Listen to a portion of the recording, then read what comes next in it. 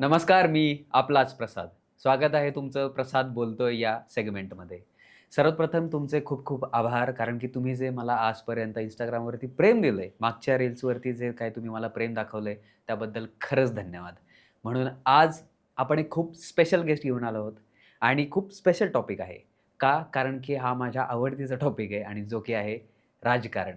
तर आज आपल्यासोबत आहेत क्षितिजजी बर्वे.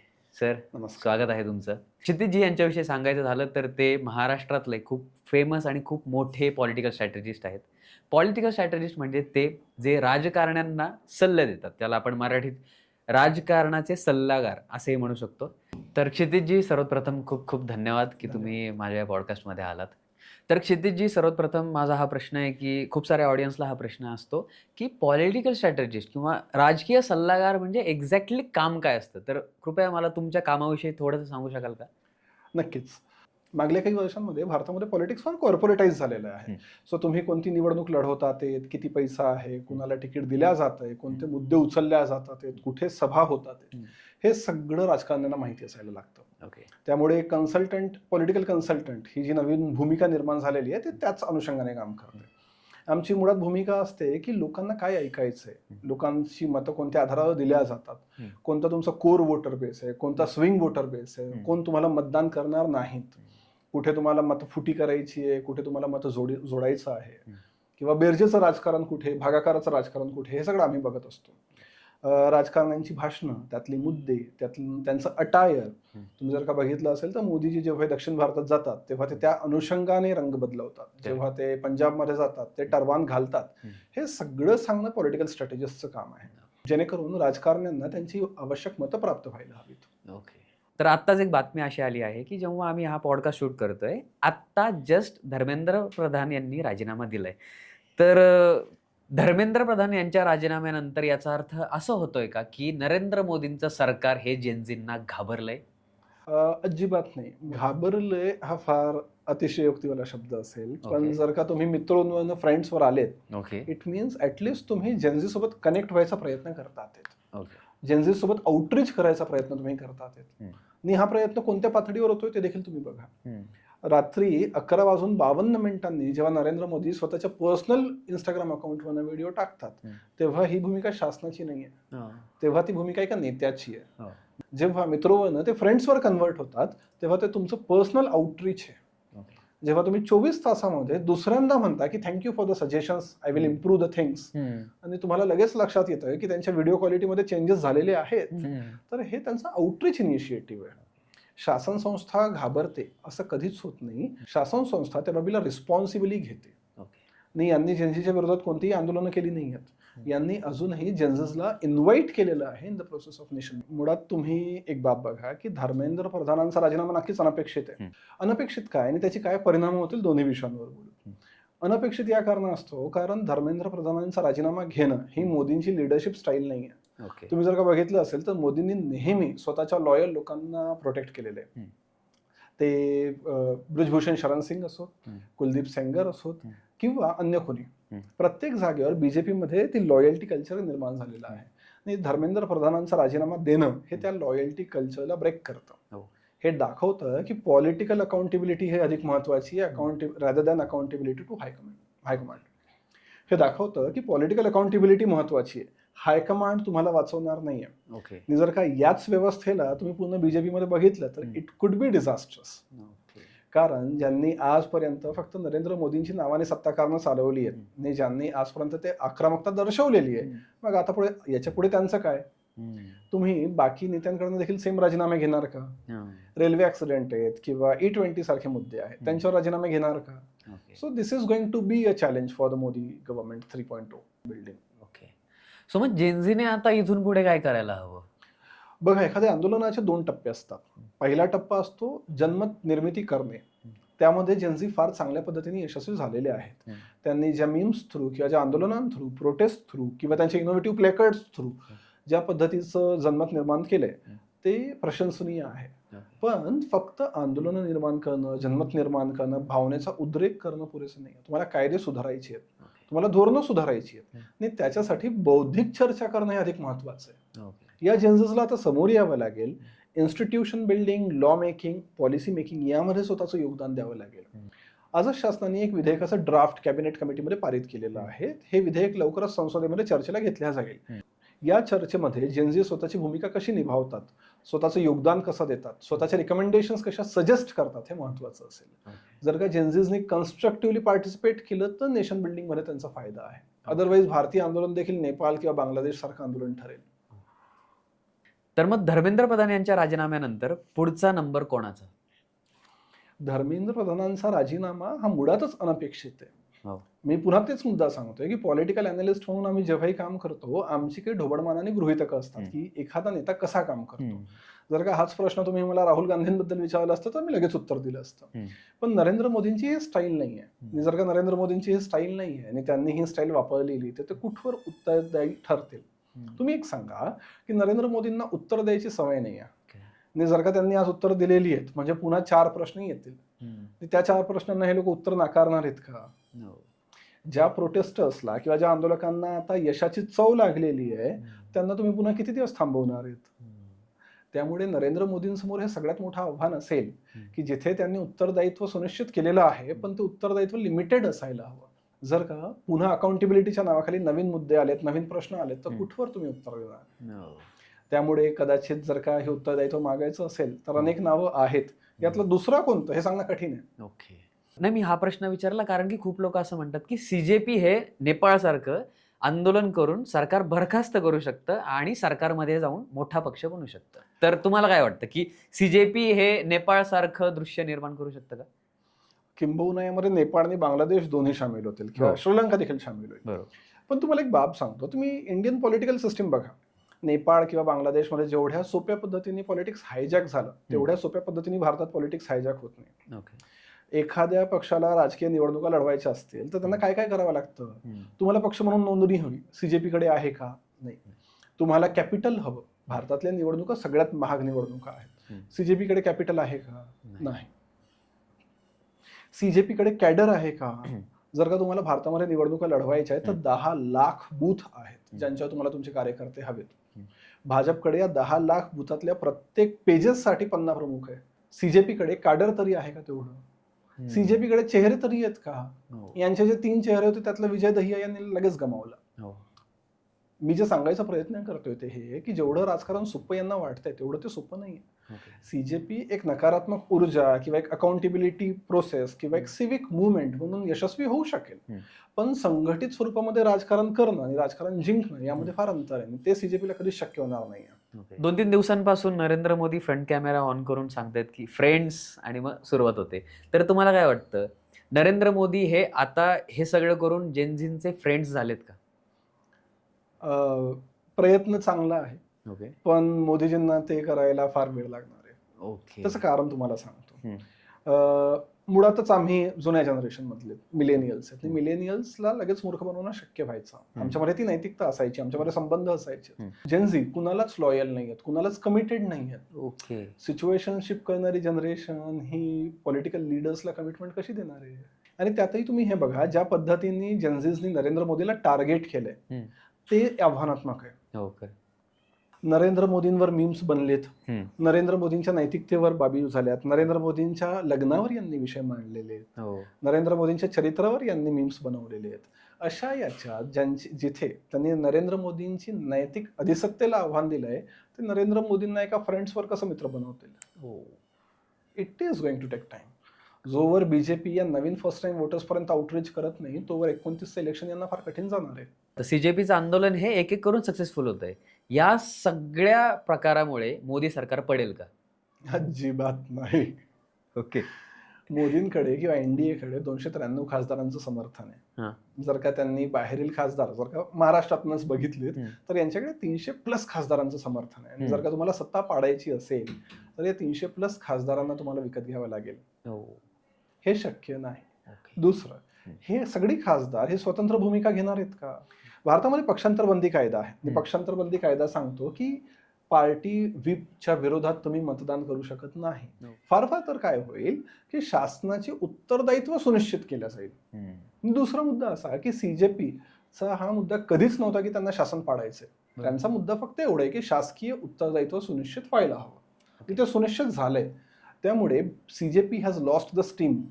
त्यामुळे आता सीजेपी कसं सर्व्हाइव्ह करेल किंवा सीजेपी कोणत्या नवीन मागण्या समोर मांडेल हे बघावं लागेल. पण मग सीजेपी आता हळूहळू सांगते की धर्मेंद्र प्रधान तो झाकी आहे आणि मग कुठल्या तरी नेत्याचं नाव घेऊन सांगता ये अभी बाकी आहे. म्हणजे त्यांचं असं म्हणणं आहे की आम्ही लिस्ट काढली आहे. नितीन निर्मला बाकी आहे. हां, सो मग त्यांचं असं म्हणणं आहे की आम्ही एक लिस्ट काढली आहे आणि आम्ही सगळ्यांचे राजीनामे घेणार आहे. तर हे शक्य होणार आहे का? तुटेपर्यंत ताणू नये. 20 जुलैला प्रशासनात किती ताकद आहे हे शासनाने दाखवलेलं आहे. आणि ही ताकद जर का शासन वापरण्यावर आलं तर सीजेपीचं नैतिक अधःपतन देखील शक्य आहे. जेव्हा तुमच्याकडे सोनम वांगचुकने यश डिक्लेअर केलेलं आहे, जेव्हा त्यांच्या पत्नींनी यश डिक्लेअर केलेलं आहे, त्याच्यामुळे सीजेपीकडे आता नैतिक अधिसत्ता राहिलेली नाही. त्यामुळे सीजेपी पुन्हा जर का कोणत्या मागण्या करत असेल तर आवश्यक नाही की जेनझी त्याला सपोर्ट करतील. त्यामुळे कदाचित फार फार तर मुद्दा अन्य मंत्र्यांच्या उत्तरदायित्वाचा असेल. कदाचित नितीन गडकरी किंवा निर्मला सीतारामन यांना घेतल्या जाईल एका धोरणाच्या आधारावर. पण यांचे राजीनामे वगैरे काही त्या विश लिस्टमध्ये नाही आहेत. ते काही एवढ्यात लवकर होणार नाही. पण तुम्हाला वाटतं का या राजीनाम्यामुळे एज्युकेशन सिस्टम सुधारेल? एज्युकेशन सिस्टीम सुधारणं आणि राजीनामे घेणं या ऑल टुगेदर दोन वेगवेगळ्या बाबी आहेत. शिक्षण व्यवस्था सुधारायची असेल तर तुम्हाला धोरणं हवीत, तुम्हाला कायदे हवेत. त्या कायद्यांची धोरणांची अंमलबजावणी करणारी प्रशासकीय व्यवस्था हवी. आणि it is going to take time. ही विकसित करणं हा वेगळा खेळ आहे. राजीनामा घेणं हा पूर्णपणे वेगळा प्रकार आहे. राजीनाम्याने फार फार तर मंत्र्याचं उत्तरदायित्व सुनिश्चित होईल. मंत्री कदाचित त्यासाठी प्रयत्न करतील. पण प्रशासन बदलवणं एवढं सोपं आहे का? आता सध्या महाराष्ट्रातल्या जनतेचा प्रश्न आहे हा. परवा शरद पवार नरेंद्र मोदींना भेटले आणि 2 दिवसांनंतर ही बातमी आली आहे. तर तुम्हाला काय वाटतं याचं क्रेडिट पवारांना जाऊ शकतं का? मुळात शरद पवारांनी ते कमेंट देखील केलंय की मी मोदींना सल्ला दिला ओके की विद्यार्थ्यांशी भेटा किंवा ओके. धर्मेंद्र प्रधानांचा राजीनामा घ्या. हो कावडा बसायला आणि फांदी तुटायला. ओके नरेंद्र मोदींना असे सल्ले याच्या आधी अनेकांनी दिलेले आहेत. नरेंद्र मोदींकडे सल्लागारांची कमतरता नाहीये. त्यामुळे आजचा सल्ला का मानला गेला हे सांगणं फार कठीण आहे. आणि 8 खासदारांच्या समर्थनासाठी नरेंद्र मोदी नक्कीच एवढी मोठी भूमिका घेणार नाहीत. त्यांनी धर्मेंद्र प्रधानांचा राजीनामा घेऊन ओडिशामध्ये नवीन डाव खेळलेला आहे. बघावं लागेल ओडिशामध्ये याचे काय पडसाद उमटतात. करेक्ट. पण महाराष्ट्रातील 8 खासदारांसाठी ते ओडिशाला दावणीला बांधणार नाहीये. याचं गणित स्वतंत्र आहे. सीजेपीचं आंदोलन जर सक्सेसफुल झालं तर याचं क्रेडिट कोणाला जाईल? जनतेला. ओके. सीजेपीच्या आंदोलनाचं वैशिष्ट्य तुम्ही बघा. सीजेपीचं आंदोलन हे स्वयंस्फूर्त आंदोलन आहे. यांची कोणतीही संघटना नाहीये, कोणताही नेता नाहीये, कोणतं लिडरशिप नाहीये. यामध्ये फक्त एक नैतिक चेहरा होता सोनम वांगचुक यांचा. This movement was driven by the cause. हे आंदोलन उद्दिष्टांनी प्रेरित आहे. म्हणजे उद्या जाऊन जर का अभिजित दिपके तिथे नसते तर हे मुलं आली असती का? आलीच असती. या मुलांना अभिजित दिपकेंशी काही देणं घेणं नाही. उद्या जर का सोनम वांगचुक तिथे नसते तर ही मुलं आली असती का? आलीच असती. यांना सोनम वांगचुकांशी देणं घेणं नाहीये. यांचा जो मूळ प्रश्न आहे नीट परीक्षांचा, हा प्रश्न किमान 24 लाख विद्यार्थ्यांशी संबंधित आहे. आणि किमान प्रत्यक्ष अप्रत्यक्षरित्या यावर्षी 1 कोटी लोक प्रभावित त्यामुळे होतात. जर का तुम्ही मागल्या 2 वर्षांची 12वी झालेली मुलं आणि येत्या 2 वर्षातली 12वी होणारी मुलं यांचं गणित बघितलं तर 5 ते 7 कोटी लोक याच्याने प्रभावित होणार आहेत. त्याच्यामुळे एक कॉमन युनिव्हर्सल कॉज असल्या कारणास्तव हे आंदोलन यशस्वी झालंय. जर का हे आंदोलन एखाद्या संकुचित मागणीवर असतं तर ते कधीच यशस्वी झालं नसतं. तर मग आता खूप लोक म्हणतात की जेनझीचं वोट तर आता मोदी सरकारला येणारच नाही. तर हे शक्य आहे का? मुळात जेनझीज वोट करतात का? ओके. त्यामुळे जेनझीज पर्यंत आउटरीच तुम्ही कसं क्रिएट करता ते हा महत्वाचा मुद्दा आहे. मोदी शासनासोबत जेनझींचे संबंध फारसे चांगले नाहीत. Okay. Gen Zs are going to be the first time voter in 2029. आणि यांना तुम्ही कसं कॅपिटलाइज करता हे बाकी पक्षांसाठी महत्वाचा मुद्दा असू शकतो. जेनझीज तुम्हाला इलेक्टोरल विक्टरी देणार नाहीत कारण ते एकठ्ठा मतदान करत नाहीत. ते वोट बँक नाहीत. वोट बँक्स या कमिटमेंटवर आधारित असतात. कास्ट कमिटमेंट, कम्युनिटी कमिटमेंट किंवा लँग्वेज कमिटमेंट. जेनझीजकडे कमिटमेंट नाही. त्याच्यामुळे ते वोट बँक कधीच कन्वर्ट होऊ शकत नाही. ते फार फार तर नॅरेटिव्ह क्रिएट करू शकतात. ते फार फार तर नॅरेटिव्ह डिसरप्ट करू शकतात. पण निवडणुका जिंकायला म्हणून यांना संघटित व्हावं लागेल. त्याची सगळ्यात मोठी वानवा सध्या परिस्थितीमध्ये आहे. मग सीजेपीच्या या आंदोलनाचा डायरेक्ट फायदा कुठल्या पक्षाला होईल? सध्या तरी सगळ्या विरोधी पक्षांना. मूळ मुद्दा असा आहे की कोणत्याही विरोधी पक्षाने सीजेपी सोबत स्टेज शेअर केलेलं नाहीये. त्यामुळे तुम्हाला या असंतोषाला कॅपिटलाइज करावं लागेल. जर का तुम्ही या असंतोषाला कॅपिटलाइज करू शकला तरच तुम्हाला निवडणुकांमध्ये फायदा आहे. CJP सोबत राहुल गांधी गेले नाहीत, आम आदमी पार्टी गेला नाही, शिवसेना गेलं, ते देखील नंतर जेव्हा आंदोलन चिघळलं तेव्हा. याचा अर्थ काय की ज्या विरोधी पक्षांना या आंदोलनातून फायदा घेता आला असता त्या विरोधी पक्षांनी स्वतःला आंदोलनापासून वेगळं ठेवलं.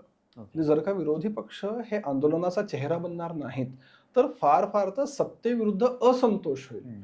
काँग्रेस किंवा आम आदमी पार्टी किंवा शिवसेना यांच्या प्रति प्रेम निर्माण होणार नाही. त्यासाठी आता तुम्हाला आंदोलनामध्ये जे असंतोष निर्माण झाले त्याला कॅपिटलाइज करावं लागेल. ओके.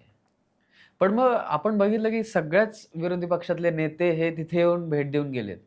मग त्यांना डायरेक्ट फायदा याच्यातनं कसं काय नाही होणार? म्हणजे आणि हा मुद्दा असाही झाला की CJPचं आंदोलन हे विद्यार्थ्यांसाठी होतं. मग तिथे आम आदमीचे केजरीवाल काय करतायत किंवा शिवसेनेचे ठाकरे काय करतायत किंवा नंतर राहुल गांधींचे पण प्रवक्ते भेटायला गेले होते त्यांना. हा मुद्दा नंतर झाला. 2014ची निवडणूक बघा. 2014च्या निवडणुकीमध्ये 2 फॅक्टर एकासोबत काम करतात.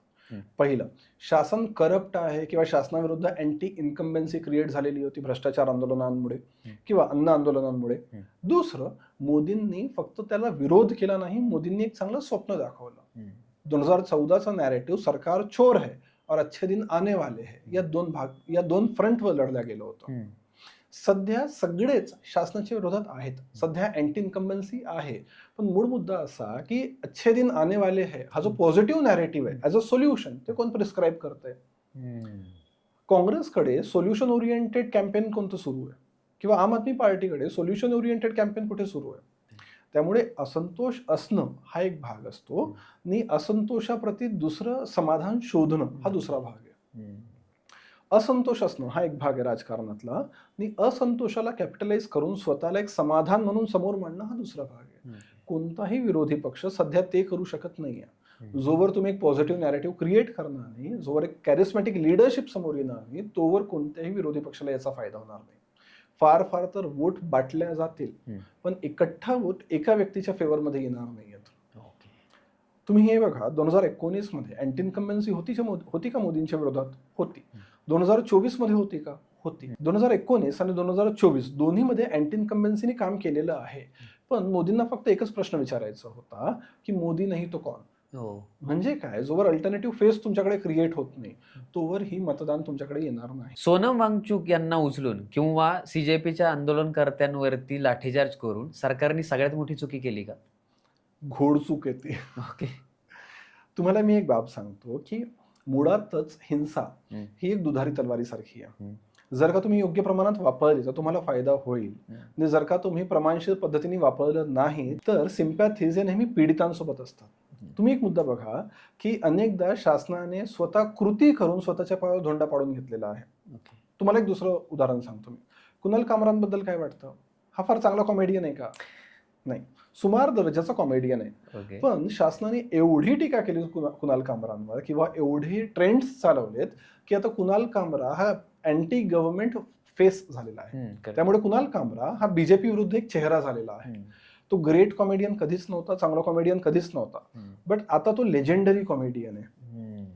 सेम मॅनरमध्ये तुम्ही म्यानमारमध्ये बघा, आंग सान सू की या म्यानमारमध्ये शासन विरोधी चेहरा होत्या. जुंता गव्हर्नमेंटच्या विरोधात त्यांनी आंदोलनं चालवलीत आणि जुंता गव्हर्नमेंटने त्यांना 23 वर्ष नजरकैदेत ठेवलं. आता ते लेजेंडरी झाल्यात. आता त्या प्रो डेमोक्रेसीचा चेहरा झालेला आहे. आणि गमतीचा भाग म्हणजे याच आंग सान सू कीच्या नेतृत्वामध्ये रोहिंग्या मुसलमानांवर अत्याचार झाले. मग ते लोकशाहीचा चेहरा का होते? तर पॉप्युलर सायकी त्या पद्धतीने काम करते. जर का तुम्ही एखाद्या समूहावर फार अधिक अत्याचार केला तर त्या समूहाप्रती लोकांची सिम्पॅथी जागृत होतात. 1978 मध्ये ज्या इंदिरा गांधींना हरवलं त्याच इंदिरा गांधींना 1980 मध्ये जिंकून दिलं. जेव्हा तुम्ही CJPवर लाठीचार्ज करता तेव्हा तुम्ही कम्प्लीट मोरल पॉवर CJPला देता. लोकांच्या सांत्वना CJP सोबत गेल्यात. लोकांचे तर्क CJP कडे नसतील पण सांत्वना आहेत आणि त्याचा डायरेक्ट फायदा हा CJPने उचललेला आहे. करेक्ट. म्हणजे हे असं झालंय की लॉजिक वरून इमोशनकडे गेलं. लॉजिक वरनं ते आंदोलन इमोशनकडे गेलं. लॉजिक पर्यंत ते आंदोलन शासनाच्या हातात होतं. त्यांनी सांगितलं असतं आम्ही शिक्षण व्यवस्था सुधारण्यासाठी काय केलंय, आम्ही पब्लिक एक्झामिनेशन ऍक्ट लागू केलाय, आम्ही DG बरखास्त केलाय, डायरेक्टर जनरल बरखास्त केलेला आहे.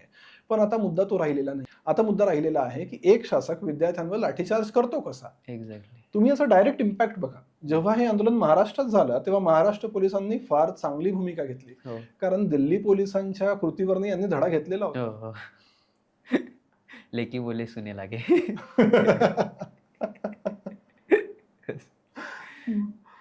नाही ते काय होतं ना नारा पुण्यातला कुठले?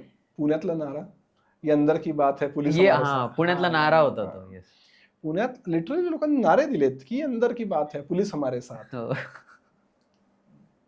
नाही मी हे विचारलं कारण की ना पहिले 10 ते 15 दिवस हे चालू होतं की सीजेपीच्या स्टेजवरून RSS विरोधात नारे का, ब्राह्मण विरोधात नारे का, तोपर्यंत लॉजिकल लढाई चालू होती. बट द मुवमेंट तुम्ही यांना उचललं, लाठीचार्ज केले, ते लॉजिक वरून गेलं इमोशनकडे.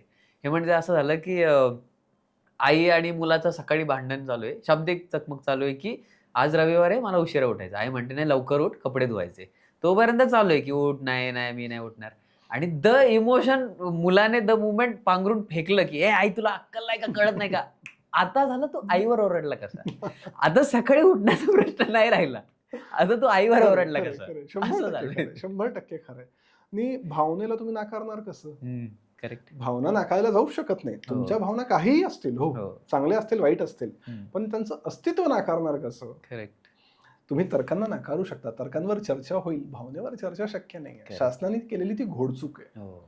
राहुल गांधी परवा आंदोलनासाठी बसले होते रस्त्यावरती. त्यावेळी पोलिसांसोबत त्यांची हातापाई झाली आणि त्या हातापाई त्यांच्या नाकातनं रक्त आलं. तर जेनझींच्या मनात राहुल गांधींविषयी इमोशन्स येतील का, म्हणजे एक सॉफ्ट कॉर्नर मिळेल का, आणि तो सॉफ्ट कॉर्नर त्यांना मतपेटीमध्ये कन्वर्ट करू शकतात का ते?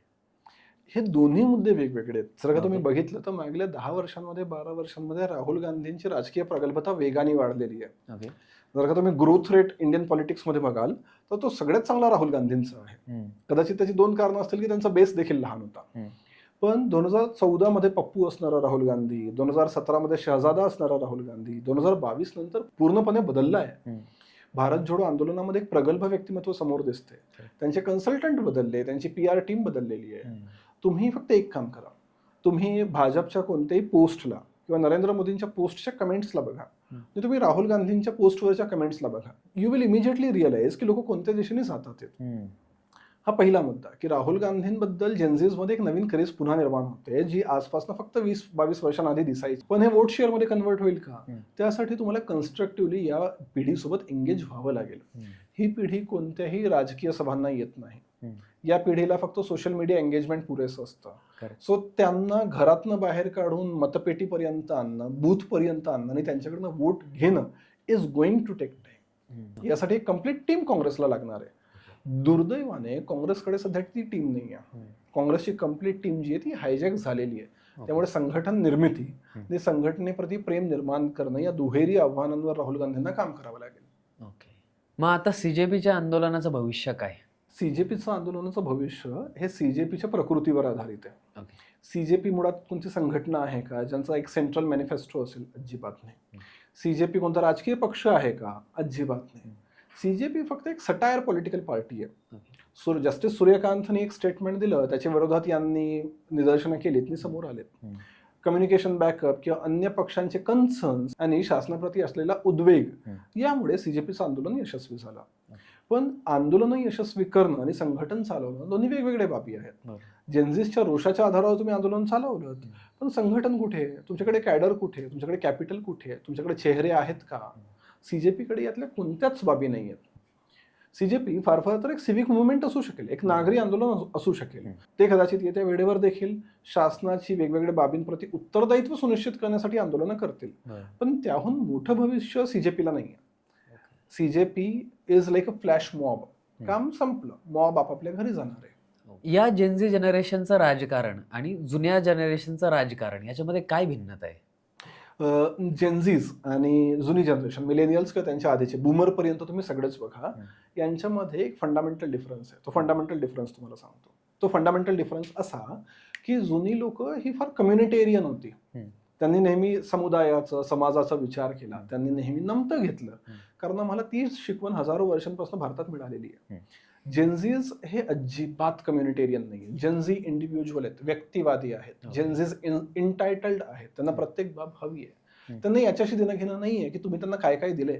ते सरळ प्रश्न विचारतात, जो जो आमचा हक्क आहे ते आम्हाला मिळालंय का? त्यांना तुमच्याशी संबंधांवर काही देणं घेणं नाहीये. तुम्ही हिंदू आहात, ते हिंदू आहेत, त्यांना देणं घेणं नाही. ओके. है ना? त्यांना जातींशी देणं घेणं नाही, त्यांना संस्थांशी देणं घेणं नाही, संबंधांशी देणं घेणं नाही. त्याच्यामुळे अशी लोक ही शासनाचं उत्तरदायित्व सुनिश्चित करण्यामध्ये फार यशस्वी होतात. तुम्हाला मी पुन्हा एक मुद्दा सांगतो. तुम्हाला माहिती आहे भारतीय लोकशाही का अपयशी ठरते? का? भारतामध्ये एक मुद्दा नेहमी म्हटला जातो कि अगर ये नहीं हुआ तो 2047 में मुसलमान भारत का प्रधानमंत्री होगा. हे शक्य आहे का? कधीच शक्य नाहीये, कारण त्यांच्याकडे संख्या नाहीये. तुम्हाला न्यूयॉर्कचा मेयर मुसलमान झालेला दिसतो, भारतामध्ये मुसलमान तुम्हाला राज्याचा मुख्यमंत्री देखील दिसत नाही. याचं कारण असं की त्यांच्याकडे संख्याबळ नाहीये.